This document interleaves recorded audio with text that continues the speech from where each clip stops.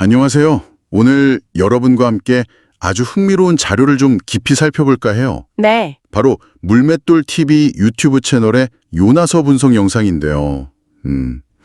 보통 요나 하면 뭐 불순종, 회개 이런 걸 떠올리는데 이 영상은 좀 다른 시각을 보여주더라고요. 맞아요. 그 이후의 이야기죠. 네, 요나의 그 결정적인 실패가 오늘 당신에게 어떤 의미가 있을지 한번 같이 탐구해 보시죠. 네, 오늘 분석은 단순히 요나가 처음 도망쳤다는 사실, 그 이상을 다룹니다. 아, 그 이상이요? 내 영상은 니느웨의 사람들이 회개한 후에, 그 후에 요나가 보여준 모습, 특히 그들을 영적으로 양육하는 데 실패했다는 점에 주목하고 있어요. 이게 핵심이죠. 맞아요. 그 양육이라는 단어가 딱 꽂히더라고요. 영상에서는 요나의 가장 큰 실패가 도망친 게 아니라고 딱 잘라 말하죠. 그렇죠. 오히려 니느웨 사람들이 돌아왔을 때 그들을 영적으로 돌보는 일. 그러니까 뭐랄까 일종의 영적 양육을 내팽개쳤다는 거예요. 네네. 이걸 갓난아기를 낳고 그냥 버리는 부모에 비유하는데 좀 충격적이면서도 생각해볼 지점이 많았어요. 그렇죠. 회개는 사실 시작일 뿐이고 그 믿음이 자라도록 계속 돕는 거. 그 지속적인 양육, 그러니까 영적인 보살핌과 지도가 필수적이라는 게 이 영상 분석의 아주 중요한 관점입니다. 요나 저신도 사실 그 물고기 뱃속에서 하나님의 은혜를 경험했잖아요. 네, 엄청 절박했죠. 네. 그런데 정작 니느웨 사람들에게는 그 책임을 다하지 못했다는 거죠. 제자들을 끝까지 품고 가르치셨던 그 예수님의 모습과는 참 대조적이에요. 여기서 영상이 제시하는 개념이 정말 흥미로운데요. 바로 사탄의 고단수 전략이라는 거예요. 네, 고단수 전략. 이게 뭐 핍박이나 어려움으로 신앙을 막는 게 아니고요. 오히려 안락한 평안함 이런 걸 줘서 영적인 잠에 빠지게 만든다는 거죠. 그렇죠. 무력화시키는 거죠. 네. 일종의 영적 무력화, 니느웨가 외계에서 상황이 좋아지니까 요나가 갑자기 박넝쿨 그늘 아래서 잠시 안주했던 그 모습, 그게 딱 그 예시라고 지적하거든요. 네, 이 고단수 전략을 이해하는 데 도움이 되는 비유들을 영상에서 몇 가지 들고 있어요. 어떤 것들이죠? 우선 그 작은 박넝쿨 하나는 그렇게 기뻐하면서 정작 수많은 생명을 구원하신 하나님의 그 큰 자비에는 분노하는 요나의 모습. 네, 이게 참 모순적이잖아요. 네, 정말 아이러니하죠. 또 예수님 비유인데 집을 비워두니까, 그러니까 말씀으로 채우지 않으니까 나갔던 귀신이 더 악한 7 귀신을 데리고 돌아왔다는 이야기도 연결하고요. 그 비유랑요? 네, 마지막으로 청어 효과 비유도 인상 깊었어요. 청어 효과요? 그건 뭐죠? 그 청어 수조에 천적인 메기를 한 마리 넣으면 청어들이 막 긴장해서 신선함을 유지한다는 거거든요.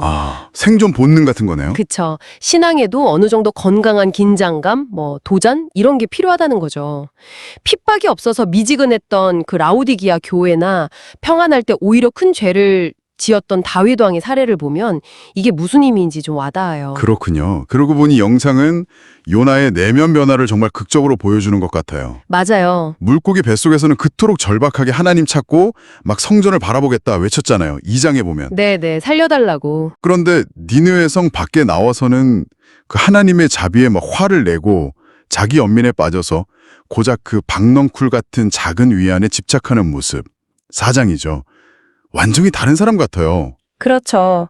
그래서 영상에서는 이걸 보고 니느웨 사람들에게서 나온 그 악한 영들이 오히려 안일함에 빠진 요나의 마음에 들어앉은 것 아니냐, 이런 해석까지 하더라고요. 와, 그건 좀 소름 돋는데요. 네, 좀 생각해 볼 지점이죠. 이게 마치 돌아온 탕자를 보고 막 화를 냈던 그 마다들의 모습과도 약간 겹쳐 보입니다. 마다들이요? 네. 결국 문제는 외부 상황, 그러니까 니느웨의 회개가 아니라 요나 자신의 내면 상태였다는 거죠.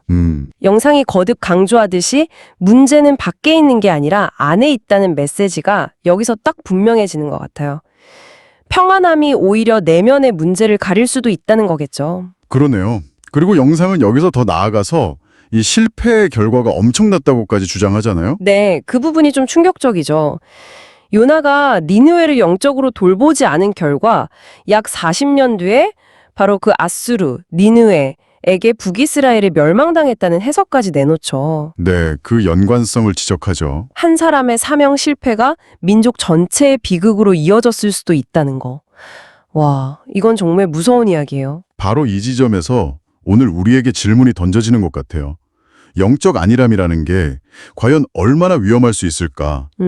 우리면 삶이 좀 평탄하고 잘 풀릴 때도 계속해서 성장하면서 마음을 진리로 채우고 있는가? 그리고 영적인 지식이나 어떤 사명에는 반드시 책임이 따른다는 사실을 얼마나 진지하게 받아들이고 있는가? 뭐 이런 질문들을 스스로에게 던져봐야겠죠. 네. 오늘 물맷돌 TV의 요나서 분석을 통해서 요나 이야기가 단순히 뭐 순종해라 이런 교훈을 넘어서서요. 영적 성장과 다음 세대에 대한 책임, 그리고 특히 그 안락함 속에서 찾아올 수 있는 영적 안일함의 위험을 아주 깊이 경고하고 있다는 걸 알 수 있었네요. 네, 그래서 영상 말미의 질문을 저도 당신에게 한번 던져보고 싶어요. 요나 속에 무엇이 들어있길래 그토록 분노했을까? 네, 이 질문을 한번 당신 자신에게 해보시면 어떨까요? 삶에서 평안함이나 어떤 성공을 누릴 때 당신의 내면은 정말 무엇으로 채워지고 있나요? 감사와 더 큰 성장을 위한 동력인가요? 아니면 혹시 그 안일함이 다른 무언가에게 슬며시 자리를 내어주고 있지는 않나요? 네. 한 번쯤 깊이 곱씹어 볼 질문인 것 같습니다.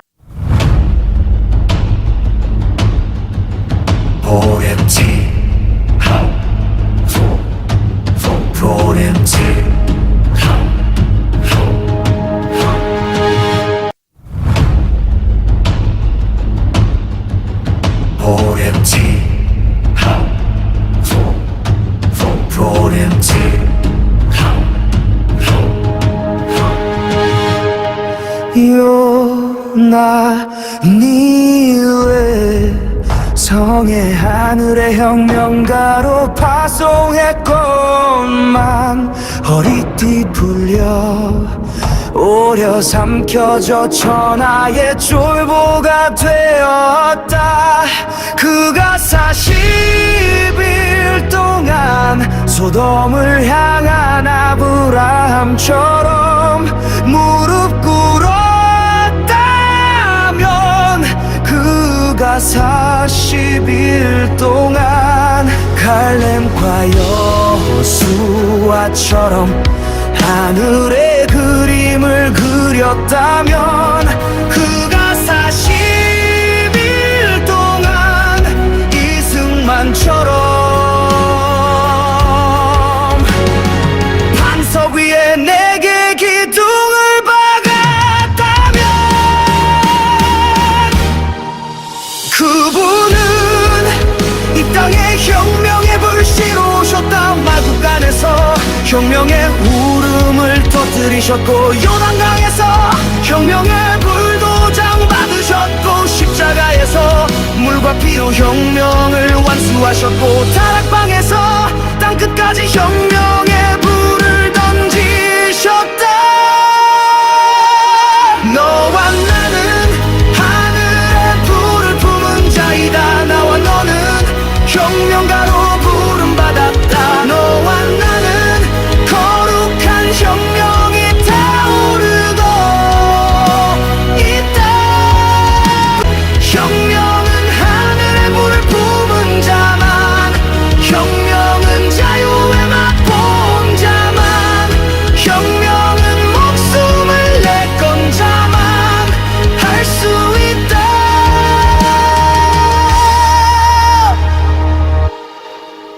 골고다는 영원한 혁명의 지성소다. 십자가는 혁명이 처음이고 마지막이다. 십자가는 혁명의 탄생이고 완성이다.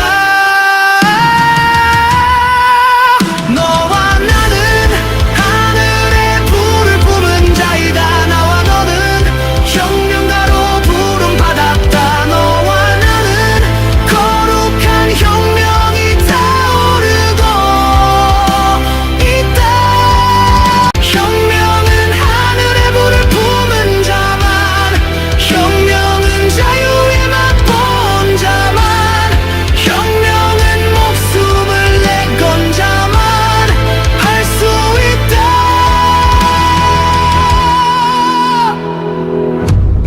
지금이 그때다. 나를 혁명하지 않으면 너를 혁명시킬 수 없다. 나의 십자가 지지 않으면 혁명은 그림의 떡이다. 그분은 이 땅에 혁명의 불씨로 오셨다. 마구간에서 혁명의 울음을 터뜨리셨고, 요단강에서 혁명의 불도장 받으셨고, 십자가에서 물과 피로 혁명을 완수하셨고, 다락방에서 땅끝까지 혁명의 불을 던지셨다. 너와 나는 하늘의 불을 품은 자이다. 나와 너는 혁명가로 부름받았다. 너와 나는 거룩한 혁명이 타오르고 있다. 혁명은 하늘의 불을 품은 자만, 혁명은 자유의 맛본 자만, 혁명은 목숨을 내건 자만 할 수 있다.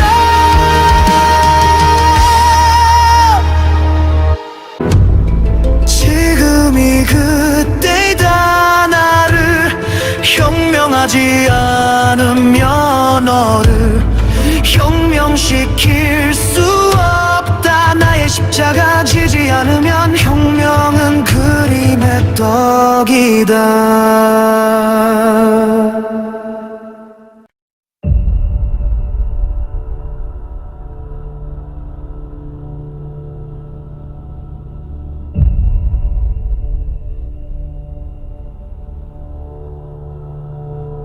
요나 니느웨 성에 하늘의 혁명가로 파송했건만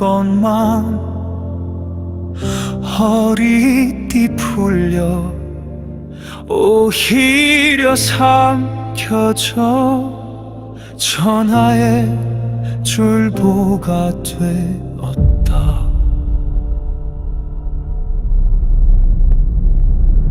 그가 40일 동안 소돔을 향한 아브라함처럼 무릎 꿇었다며, 그가 40일 동안 갈렙과 여호수아처럼 하늘의 그림을 그렸다면, 그가 40일 동안 이승만처럼 반석 위에 내게 기둥을 박았다면,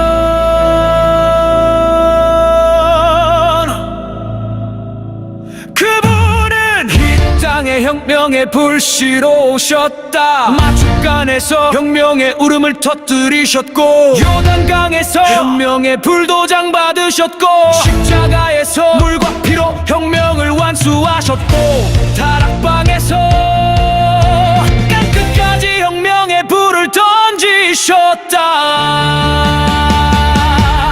너와 나는 하늘의 불을 품은 자다. 나와 너는 혁명가로 부름받았다. 너와 나는 거룩한 불이 타오르고 있다. 혁명은 하늘의 불을 품은 자만, 혁명은 자유의 맛본 자만, 혁명은 목숨을 내건 자만 할 수 있다. 골고다는 영원한 혁명의 지성소다. 십자가는 혁명이 처음이고 마지막이다. 십자가는 혁명의 탄생이고 완성이다.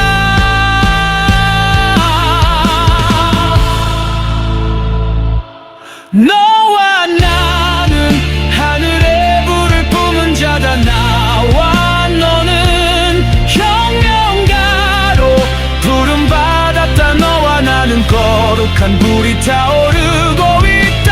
혁명은 하늘의 불을 품은 자만, 혁명은 자유의 맛본 자만, 혁명은 목숨을 내건 자만 할 수 있다.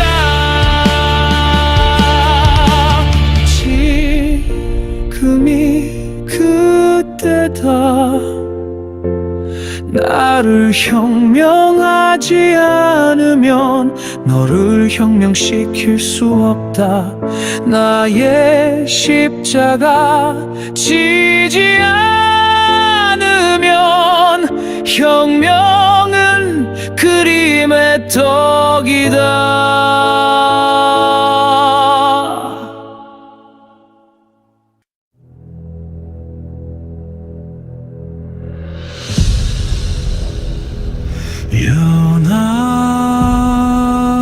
연한 인후의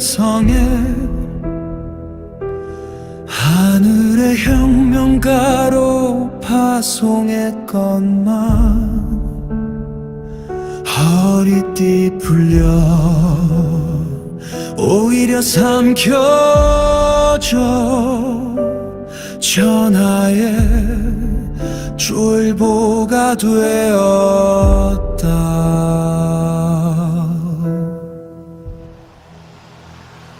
그가 40일 동안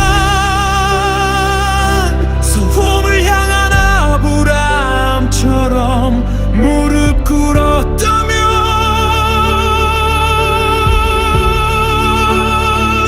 그가 40일 동안 갈렙과 여호수아처럼 하늘에 그림을 그렸다면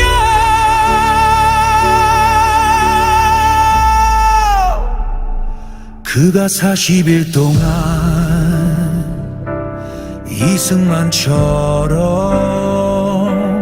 반석 위에 4개의 기둥을 박았다면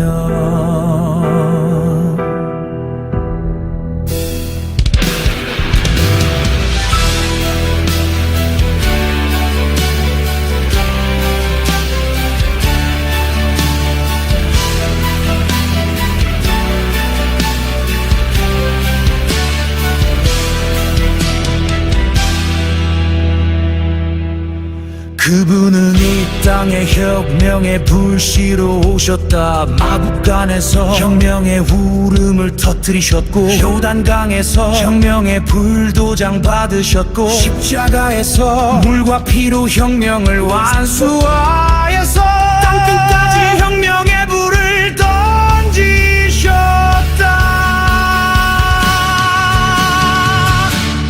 너와 나는 하늘의 불을 품은 자이다. 나와 너는 혁명가로 부름받았다. 너와 나는 거룩한 혁명이 타오르고 있다.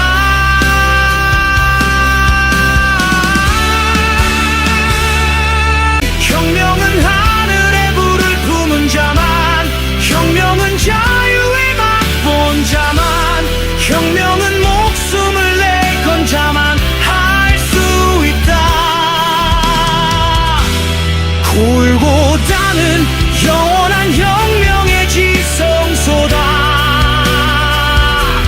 십자가는 혁명이 처음이고 마지막이다. 십자가는 혁명의 탄생이고 완성이다. 너와 나는 하늘의 불을 품은 자이다. 나와 너는 혁명가로 부름받았다. 너와 나는 거룩한 혁명이 타오르고 있다.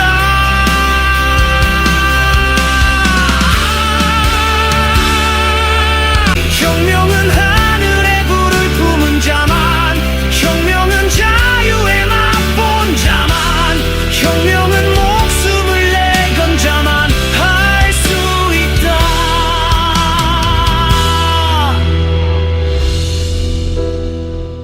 그분은 이 땅의 혁명의 불씨로 오셨다. 마국간에서 혁명의 울음을 터뜨리셨고 요단강에서 혁명의 불도장 받으셨고 십자가에서 물과 피로 혁명을 완수하여서 땅끝까지 혁명의 불을 던지셨다.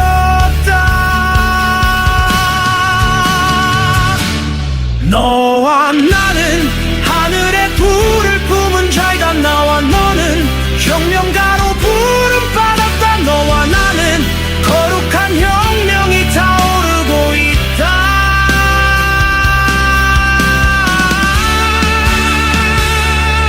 혁명은 하늘의 불을